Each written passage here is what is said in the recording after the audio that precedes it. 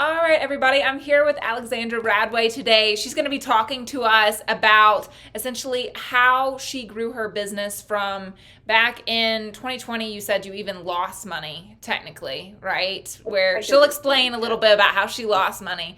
Into then she had a $13,500 launch with her group program, which she started with us, right? And that was the course over around like 5 weeks selling new members into this group program that she started, which is really amazing. So I'm super excited to be here with her today.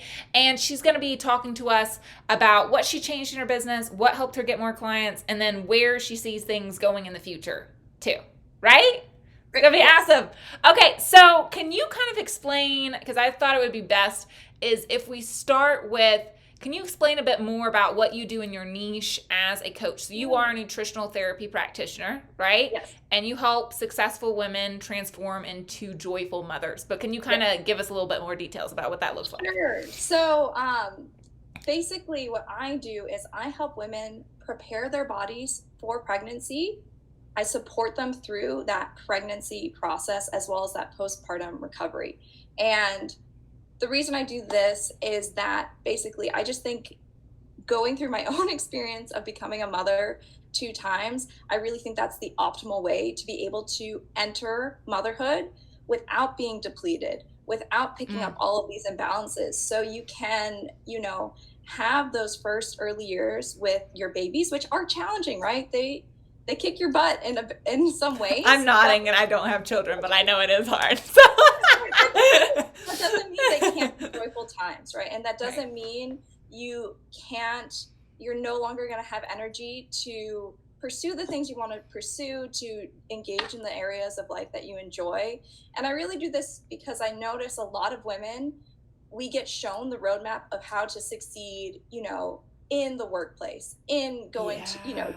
going to elite, doing well in high school, going to elite university, Right. getting that good job. And then you get to your 30s and you're like, okay, I want to have a family now. And you're like, where's the roadmap? No one has shown me what Yeah. I'm supposed to be doing. Like my body is super depleted because, I took the birth control pill because I needed to focus on my career, or I was Mm. burning myself out because I needed to focus on my career, Right. or, I never learned how to cook anything because I was too busy, working or studying or doing whatever. So my goal is to give women that roadmap so they don't feel like, oh, I was this, successful woman doing great in my career and I become a mother and I have no idea what I'm doing. My body's falling apart and like I just, don't feel like myself anymore. That's so true. And I think this really ties into, we've talked about this, I think, Yeah. before, where, I came from a very academic background. I remember being around a bunch of women and they were so stressed out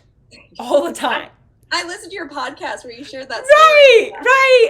And I remember even meeting some of the women that were mothers, and I was like, how do I not become this person? No offense to them, right? But I was like, this is Yeah. not what I want my future to look Yeah. like. Yeah. Right. And I know with you, I'm going to let you kind of tell your story and Oh, background too. I thought this would be helpful too, as well, as coming from, you studied at MIT, you yes. studied to be an engineer. Now you Yes. help women with this whole process of becoming joyful Yes. mothers, which is lovely. Right. And we've both been in those kind of circles, I'm sure, Yeah. with women where it's so like, do things, do things, do things, and it becomes Yeah. so focused on accomplishing things that Yeah. I personally feel, right, and I think you feel similarly, that we forget. I don't think I love having big goals. Heck, I wouldn't do what I'm doing now if Yeah. I didn't, Yeah. right? But I think we forget our own femininity sometimes Yes. too Yes. in this process. And so that honestly, that's what got me into nutrition is because, yes, I was at MIT studying to be an engineer and, always done well, but like my cycles just were like a nightmare.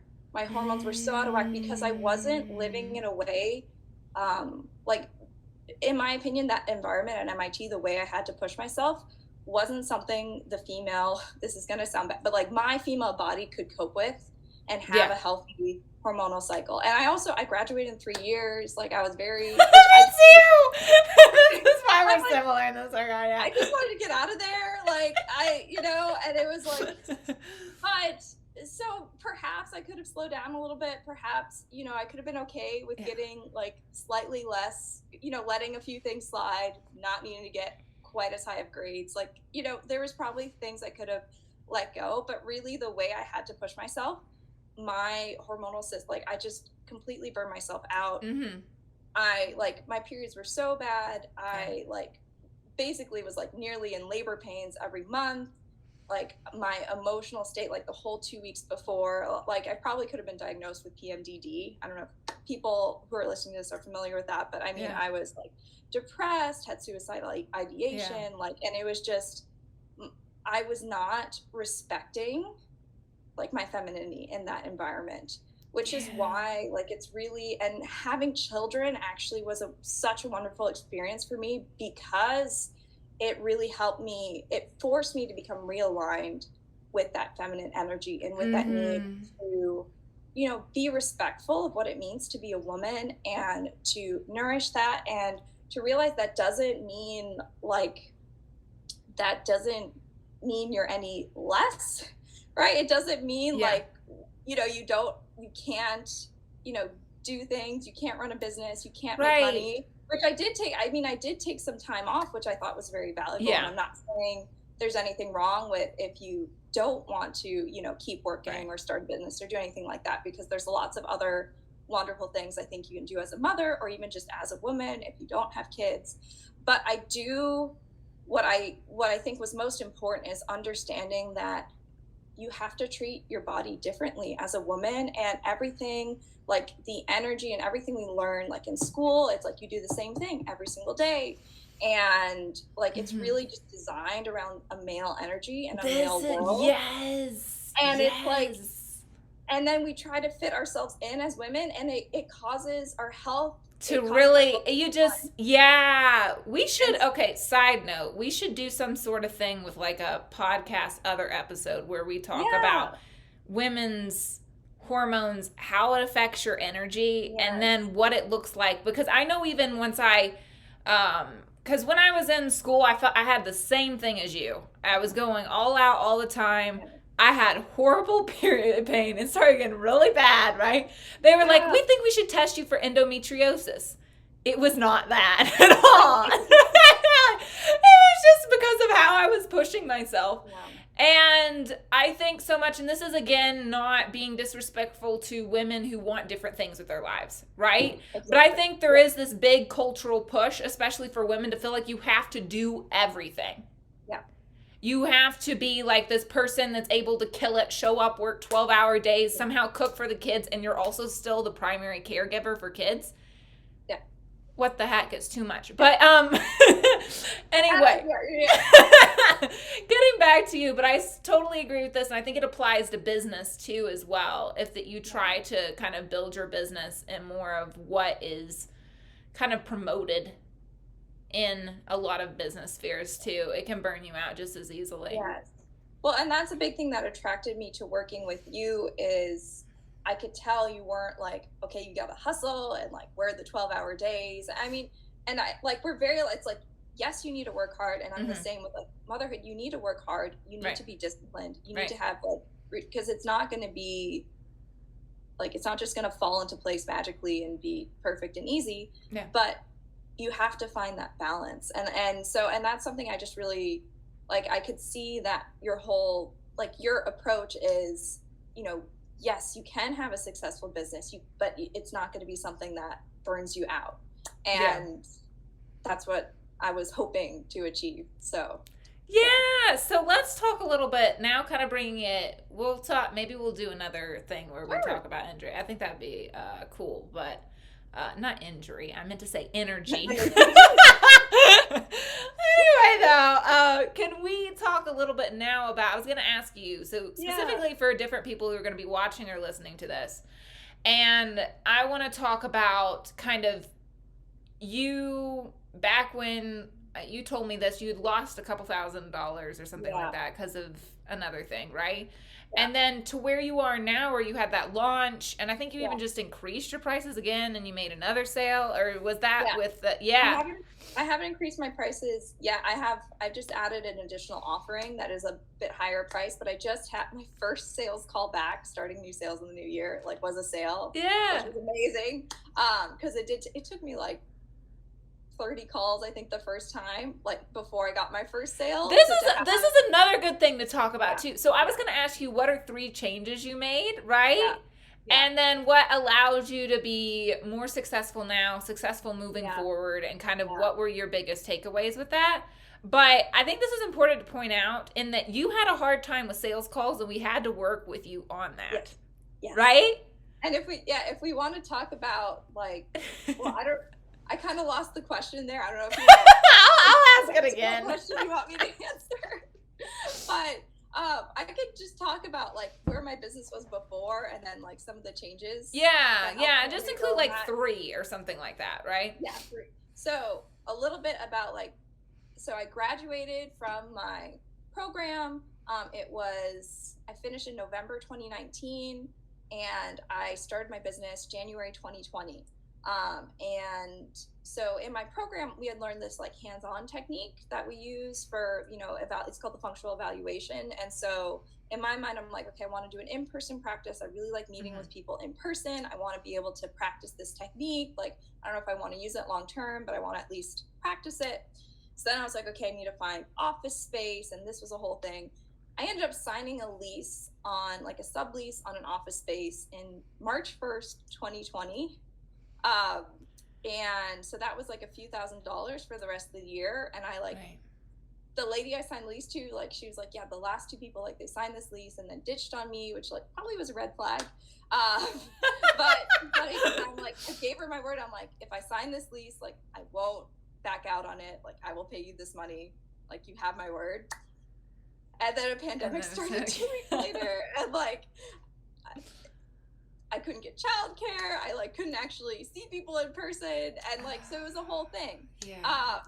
Which was fine. It all worked out, but basically I just had a few $1,000. Like I used the office space like 4 times, 3 or 4 times, and it was like a few $1,000s. So I did not make that few $1,000s. And back at the time, I was charging I think $150 for like an hour and a half, and then like $60 for like an hour follow-up. So that was my pricing structure at the time. Right. So kind of like the biggest change I made to make more money in my business was to charge more money for my services. That was big. I don't know if that's like a big aha for anyone out there, but if you charge more money for your services, it's a lot easier to make more money. It is. And it's also, you started selling something different than sessions, it sounds like, too. Yes. Well, and that's the thing, too, is how can you, charge more for your services? You have to offer a different kind of product. And I really, and this is not something I would have come to on my own, which is what I came to, by working with Natalie, is doing the group program structure, figuring out how that works, figuring out like why you can justify that higher price, and really understanding the value for both you and the client for doing that, different type of offering, because I really do think it's much more valuable to the client, especially, I mean, maybe not in every field, but like in the wellness field, like if you go to one appointment, you're not going to get better, right? It takes more than one appointment to get better. It's the same. I honestly think it's in every field. Because even with business, because I had someone the other day ask me if I would what would it cost to just work an hour with me? Yeah. Right? And I compared it to, I was like, it's like if somebody's asking me for lunch and I was like, here's a potato chip. You know what I mean? Yeah. Like, sure, it's food, but it's not actually solving the problem at all. And the thing is, too, that people, like, you give them the potato chip and they eat, like, the potato chip and they're like, I'm still hungry. Like, and they're dissatisfied because they're like, you just gave me one freaking potato chip, right? So, and that's something I noticed, too, because I'd have clients that come in for one appointment. They wouldn't show up. I'm not like, it just like, a great thing too about groups is like, it's okay if there's no, like, you don't have to worry about people not showing up. Like I hated that. That would wreck me. Like I would get all ready, I'd get to the office, and then I'd be sitting there, and like my client for the day wouldn't show up. And that was like, that just ruins your day. Whereas like the group call, usually at least one person shows up.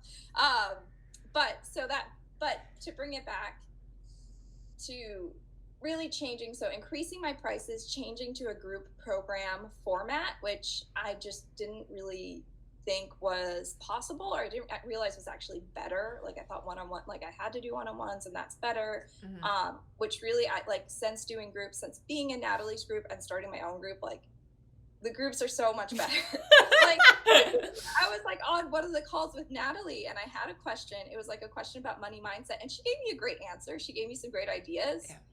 But she didn't quite have the answer I was looking for, because I was like, do you have a book you recommend? And she I didn't have a book in mind, because about that specific topic. She gave me great support, but then someone in the chat was like, oh, I read this book, it was great. And I saw it in the chat. I went and I got the book. I'm like, this book was great. Like, so I got Natalie's support, and I still got like the book I was looking for, even though Natalie didn't have it. Had we been in a one-on-one, like I wouldn't have gotten. Yeah, I think it's like you get that one-to-one touch in a group if you structure it correctly, and then you still also get this community feel too, as well, in a group structure, which I think is really important for success as well.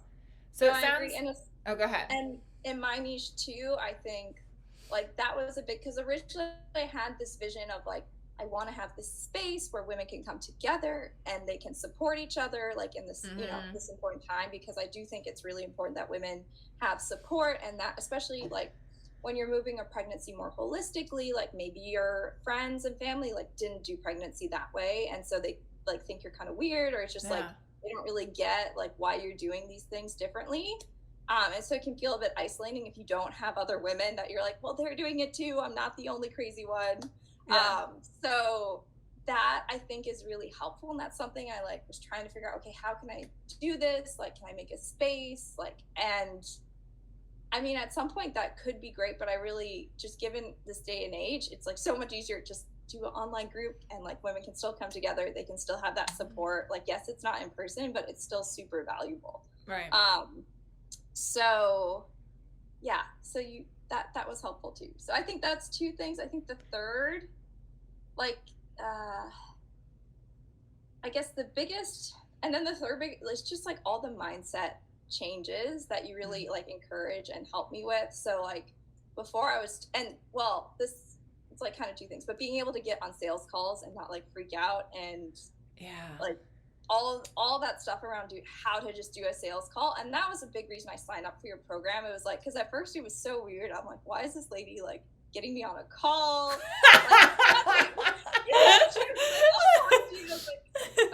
I was like at the grocery store too for the call, because I was like messed up. I'm like, like what do you think you're really good at? And I'm like, I don't even know. I'm not good at it. And it was just like weird. And she's like, okay, I gotta go.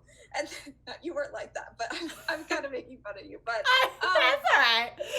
Because you're so used to like the sales model now. It's like click something, landing page, like read, scroll, and then like eventually you get to the price. Then you're like, okay, I'm not buying that. Or you know what I mean? Sure. Like, I don't know. That's like everyone, that's how everyone does it. Then you get like 50 emails, and then like, like it's just like, that's the model, which I think there's a time and place for that for certain things. Like it is good to have, you know, evergreen passive kind of stuff. Right. But in terms of, for me, like finding people I want to work with, I do want to be able to get on calls with them, because I want to make sure that they're like, I don't want just anyone signing up for my program and then it's like, okay, you paid the money and now I have to, like, that's great, you paid money, but I'm also like, I've committed to supporting you for lifetime access. It's a little bit different of because you're selling more of a high ticket product, where a lot of times with sales pages and things like that, the price does have to be lower. And it usually isn't for any kind of, it's usually like a course that has no support attached to it.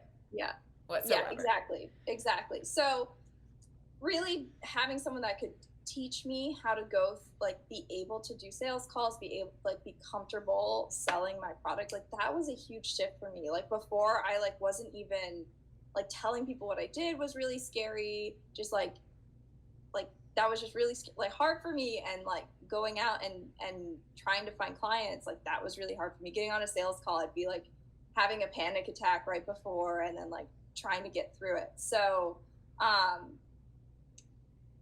yeah, so that was like super, super helpful. Definitely would not be where I am in my business now if I didn't have that. And yeah, and then like but to get to that place, I really did need to do a lot of that mindset work. Yeah. That like comes behind that, which like, I don't know. It's not like you don't advertise that as part of your program, but like I guess people don't realize like how essential that is. And that's the same too, like in the the work I do with clients as well. So that's actually been helpful to have some things to incorporate into my programs as well. That's because great. It's like, how do you become a different kind of, like, how do you get to where you want to be in life? It's like, well, you have to become a new person. You do. How do you become a new person, right? Right. And so hearing that out and having some, tangible tools and things you can work through was so, so helpful for me. So I really appreciate that, Natalie. Great. I love to hear that. And I think it's so important too, you made a really drastic shift in your mindset, and especially around sales calls, that it wasn't easy for you in the beginning, right? Because you got to this point, which was awesome. You were scheduling calls like clockwork. Right? I had more calls, like more, because that was not like, I did go viral, like a few weeks. And a big part of that was like, I wasn't even creating content around what I wanted to do because I was too scared to actually, like I was like, oh, like no women actually are going to care and like want to start preparing for pregnancy 6 to 12 months beforehand. Like that's not even possible to find women in that category. So I wasn't even selling that. Like I was like, oh, I don't know. I had all these like worries and fears about supporting women through pregnancy because I was like, oh, what if like something goes wrong? I don't know. And so I wasn't even speaking about that on my social media platforms. And then I finally like committed, okay, this is my program. Like this is what I'm doing. You outlined what you were doing, and then you saw that people were interested in it through the market research. You did the mindset work, and then you took the action. Yeah, and then it was great. And then one of my videos went viral. 4 million people saw it. Yeah. And I do think like the Lord's sovereign hand was over that, but I'll just leave that there. But anyway, but yeah, so then I had like more calls than I could handle, which was that was a new problem. But again, it was really challenging to work through all those calls because I got a lot of no's. And had I been on my own, I think I would have just like, I don't know what would have happened, but like I needed some. It can be a little bit when you get a lot of rejection, especially when you're first starting. It can be hard. And I think that's amazing that you worked through that, and we help support you continue with that until you started actually crushing it. Then you're doing great on the calls.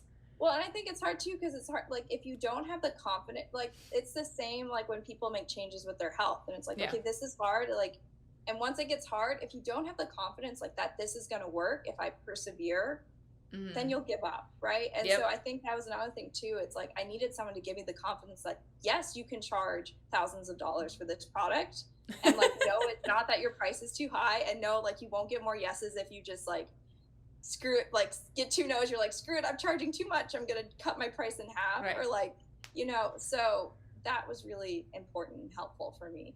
I'm so happy to hear that. I think kind of to wrap up, one thing that I was going to ask you too, because I know a lot of people, whenever I speak to people and they're interested in Grow Your Impact, they ask me about what it's like to run a business as a mother, right? I am not a mom, so I like to ask the moms who are in the program, right? What kind of their best advice for mothers, right? When you're wanting to start a business, what would that be? So one is like you need to, and this is something like that's challenging, but setting reasonable expectations and not comparing yourself to others that aren't, right? Because it can be really hard. You fall into, like, why, like this Instagram is so great. Like, why can't my Instagram look like that? Like puts out all these great posts, and it's like, okay, well, she probably spends, 8 to 10 hours a week writing Instagram posts. you're not going to have 8 to 10 hours a week just for, like, you might if all you're doing is Instagram, but if you're, doing everything, you're not going to have that. I mean, I have like 3 hours a week to do posts. And so maybe sometimes I only post once a week. If I'm only doing Instagram and like not selling, then like, anyway, the point is, don't compare yourself to other people that, aren't running a business with kids, or even if they are, like, I don't know, everyone has different kids. But I think the biggest thing is, like, right now I'm committing, like, okay, I plan 3 hours of work per day. Like, and I planned out my whole year. It's like 3 hours, and not like, that's not the, like, there's some bits and pieces I add in, but 3 hours of like, it's, 6 like Pomodoros, like focus work. Like, that's what I need to get done. And then it's like, okay, that's an accomplished day.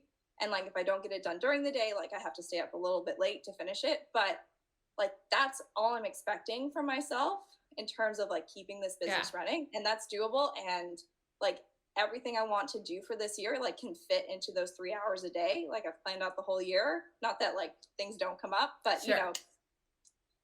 so that's the biggest thing. And then like, you're going to need asking for help. You might need I some think help. this is a good point. Yeah, I like this point. Right? Like a biggish, like, I had to get to the point, I'm like, okay, I need to put my son in preschool.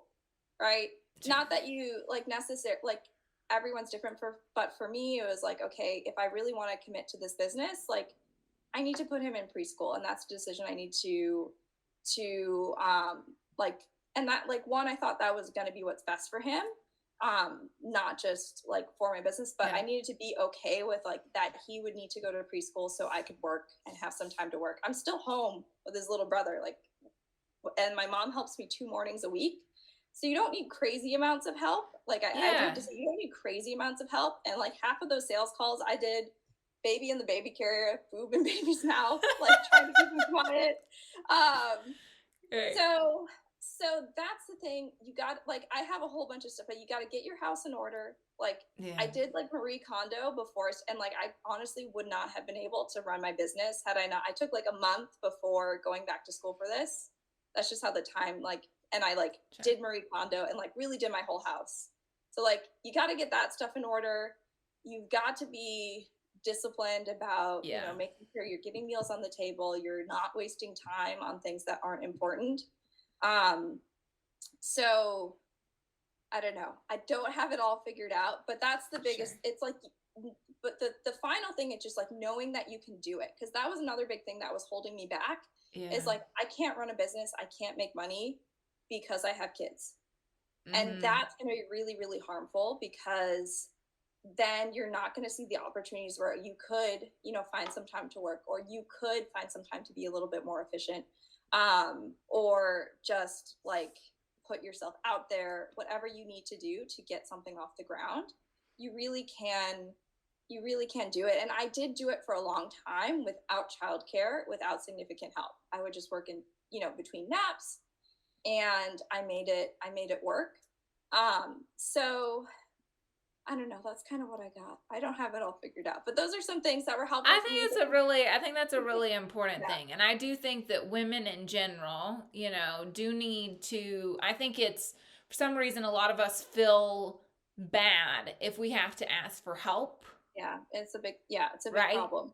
Yeah. If we feel like, I think there's also this thing a lot with women. If I'm not killing myself, like, it's somehow seen as superior to actually run yourself into the ground, which I think is really harmful and bad. And you don't need to, like, you don't need to do it.